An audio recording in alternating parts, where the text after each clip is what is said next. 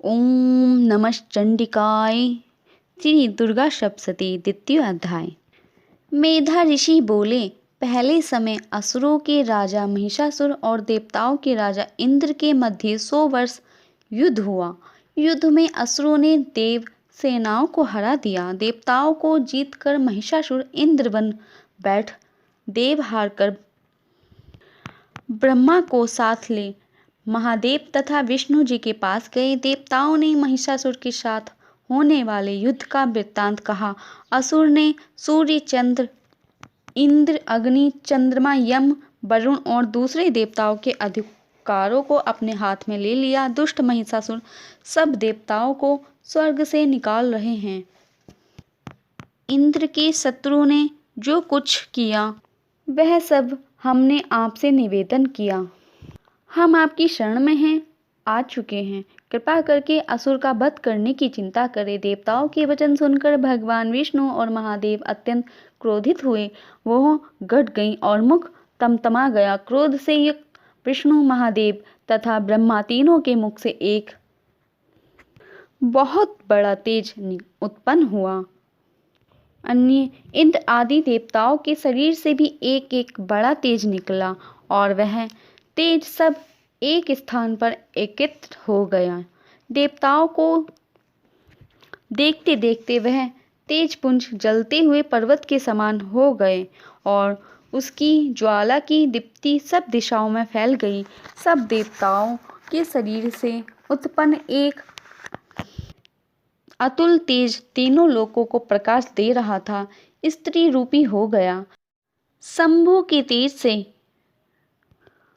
उस स्त्री का मुख, यम के तेज से केश, विष्णु जी के तेज से बाहों, चंद्रमा के तेज से दोनों स्तन, इंद्र के तेज से मध्य भाग, वरुण के तेज से जंघ, पृथ्वी के तेज से नितंब, ब्रह्मा जी के तेज से पैर, सूर्य के तेज से पैरों की उंगलियां, वसुओं के तेज से हाथों की उंगलियां, कुबेर के तेज से नासिका तथा प्रजापति के तेज से दांत उत्पन्न हुए। अग्नि के तेज से तीनों नेत्र, दोनों संध्याओं के तेज से भौहें और वायु के तेज से दोनों कान बने। इस प्रकार देवताओं के तेज से यह शिवा देवी उत्पन्न हुई। तेज समूह से उत्पन्न देवी को देखकर असुरों से सताए हुए देवता प्रसन्न हुए। इसके पश्चात शिव जी ने अपने त्रिशूल से एक त्रिशूल निकालकर उन देवी को दे दिया और अपने चक्र से उत्पन्न चक्र भगवान विष्णु ने दे दिया। वरुण ने शंख और अग्निदेव ने शक्ति दी। वायु ने धनुष और बाणों से भरपूर चाप दिया। देवताओं के राजा इंद्र ने अपने वज्र से उत्पन्न करके एक वज्र दिया तथा ऐरावत हाथी घंटा निकाल कर दिया। यम ने काल दंड से दंड निकाल कर दिया। वरुण ने पाश दी। प्रजापति ने रुद्राक्ष की माला और ब्रह्मा जी ने कमंडलों, सूर्य ने अपनी किरणों को देवी के रोमकूपों से भर दिया। काल ने खड्ग और उसकी निर्मल धार ढाल दी। समुद्र ने सुंदर हार और 2 नूतन वस्त्र, दिव्य चूड़ामणि, कुंडल, कंकण, निर्मल अर्धचंद्र सब भुजाओं में बाहूबंद, पैरों के नुपुर, गर्दन में कंठ, सब उंगलियों के लिए रत्न जड़ी अंगूठी दी। विश्वकर्मा ने स्वच्छ कुल्हाड़ा तथा अनेक प्रकार के अस्त्र और भेदों न जा सके ऐसा कवच दिया। कमल के खिले हुए सुंदर फूलों की माला सिर तथा उस पर धारण करने के लिए कमल के सुंदर फूल प्याला समुद्र ने दिए। हिमालय पर्वत ने एक सिंह सवारी के लिए तथा अनेक प्रकार के रत्न दिए। कुबेर ने सुरा से भरा एक महापात्र दिया। शेषनाग ने मणि विभूषित एक नागाहार दिया। अन्य देवताओं ने आभूषणों से और अस्त्रों से देवी का सम्मान किया। फिर देवी ने बार बार जोर से गर्जना की। उस आवाज से आकाश मंडल भर गया। उसकी प्रतिध्वनि बहुत भारी हुई जिससे सारे लोक में हलचल मच गई। समुद्र में कंपन आ गया। पृथ्वी तथा समस्त पर्वत शिखर डगमगा गए। सारे देवता प्रसन्न हो सिंहवाहिनी देवी की जय हो बोले। भक्ति से सब मुनिगण देवी की स्तुति करने लगे। देवताओं के शत्रुओं ने सारे त्रिलोक में हलचल देखकर अपनी समस्त सेना को तैयार किया और अस्त्र शस्त्र उठा लिए। महिषासुर ने कहा, ये क्या है, और बाद में उस शब्द की ओर सेना सहित दौड़ पड़ा। तब उसने तीनों ही लोकों को प्रकाशित करने वाली देवी को देखा। उस देवी के चलने से पृथ्वी दबी जा रही, उसके कीट आकाश को छू रहे, उसके धनुष की प्रत्यंचा चाप की टंकार से पाताल आदि सब लोग कांप रहे थे। वह देवी अपनी 1000 भुजाएं समस्त दिशाओं में फैलाए हुए खड़ी थी। उसके हाथ असुरों का युद्ध होने लगा। उनके साथ असुरों का युद्ध होने लगा। अनेक प्रकार के अस्त्र शस्त्र चलने लगे। उनकी चमक से समस्त दिशाएं प्रकाशित हो गई। महिषासुर के सेनापति महाअसुर, चतुर नामक असुर तथा चामर चतुरंगिनी सेना के साथ संग्राम करने लगे और चामर असुर चतुरंगिनी सेना तथा 1000 सैन्य को देखकर उदग्र राक्षस अपने अपने साथ में लेकर युद्ध करने लगा।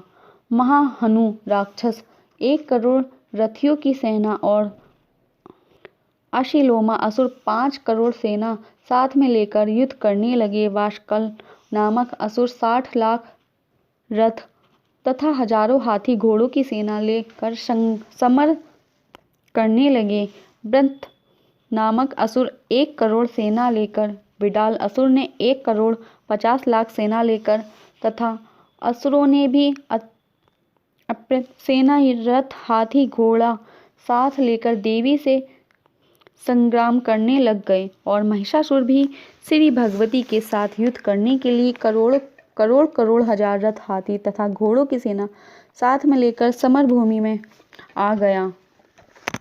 वे राक्षस गण तोमर, भिंदीपाल, शक्ति, मूसल, खड्ग, फरसा, पट्टिस आदि हथियारों से भगवती के साथ युद्ध करने लगे। अनेक दैत्य भगवती के ऊपर शक्ति फेंकने लगे तथा कई पाश फेंकते थे। अनेक राक्षसों ने तो भगवती को तलवार से मारने के लिए प्रहार किया। तो उसी समय देवी ने राक्षसों के अस्त्र शस्त्रों को खेल खेल में काट डाला। तदंतर देवता और ऋषियों ने देवी की प्रार्थना की। तब देवी ने प्रसन्न होकर राक्षसों पर अस्त्र शस्त्रों की वर्षा की और देवी का वाहन सिंह भी क्रोधित हो जंगल में दावानल के समान हो राक्षसों की सेना पर झपटा। युद्ध करते हुए भगवती ने श्वान छोड़े।